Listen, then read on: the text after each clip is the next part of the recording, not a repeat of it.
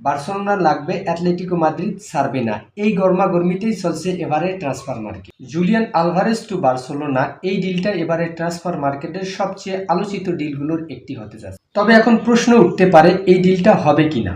যদি আমি বলি এই ডিলটা এবারে ট্রান্সফার মার্কেটে হতেও পারে, না হতেও পারে, অর্থাৎ 50-50 পজিশনে আছে। বার্সেলোনা অ্যাটলেটিকো মাদ্রিদের আর্জেন্টিনার এই স্ট্রাইকারকে কেনার জন্য ইতিমধ্যে 100 মিলিয়নের একটা প্রস্তাব পাঠিয়েছে। কিন্তু অ্যাটলেটিকো মাদ্রিদের ক্লিয়ার কথা, তারা বার্সেলোনার সাথে জুলিয়ান আলভারেজকে নিয়ে কোনো রকম আলোচনা করবে না। এদিকে রবার্ট লেভানডস্কি বার্সেলোনা ছেড়ে চলে যাওয়ার পর বার্সেলোনা এক ধরনের নাম্বার 9 শূন্যতায় পড়েছে, অর্থাৎ মানকা সিপায় পড়েছে।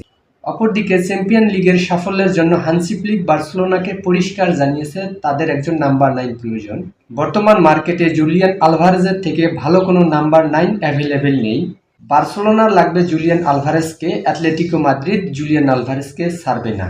এই টানাপোড়ার মাঝে বার্সেলোনা ডিরেক্টর ডেকো তার টিমমেটদের নিয়ে ইতিমধ্যেই মাদ্রিদে গিয়েছেন জুলিয়ান আলভারেজের এজেন্টের সাথে কথা বলার জন্য। তারা সর্বশেষ জুলিয়ান আলভারেজকে নিয়ে একটা বিড করতে চায়। সেই বিডটা হতে পারে 125 থেকে 140 মিলিয়নের মতো।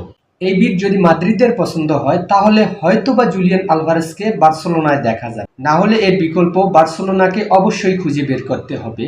তা না হলে বিগত বছরগুলোর মতো এবছরও বার্সেলোনা তাদের কাঙ্ক্ষিত ফলাফল পাবে না। কারণ হান্সি ফ্লিকের সিস্টেমে জুলিয়ান আলভারেজ গুরুত্বপূর্ণ একজন খেলোয়াড় হতে পারে। জুলিয়ান আলভারেজ শুধুমাত্র নাম্বার 9 পজিশনে না, তিনি উইঙ্গার পজিশনেও খেলতে পারেন। পাশাপাশি তিনি স্পিডি এবং বল প্লেয়িং একজন স্ট্রাইকার। তবে বার্সেলোনা যদি নাম্বার 9 হিসেবে জুলিয়ান আলভারেজকে নিয়ে আসতে না পারে, তবে সেখানে তাদের আলোচনা করতে হবে ফেরান তোরেসকে। যেই ফেরান তোরেস বার্সেলোনার মূল একাদশের ভরসা কখনো ছিল না।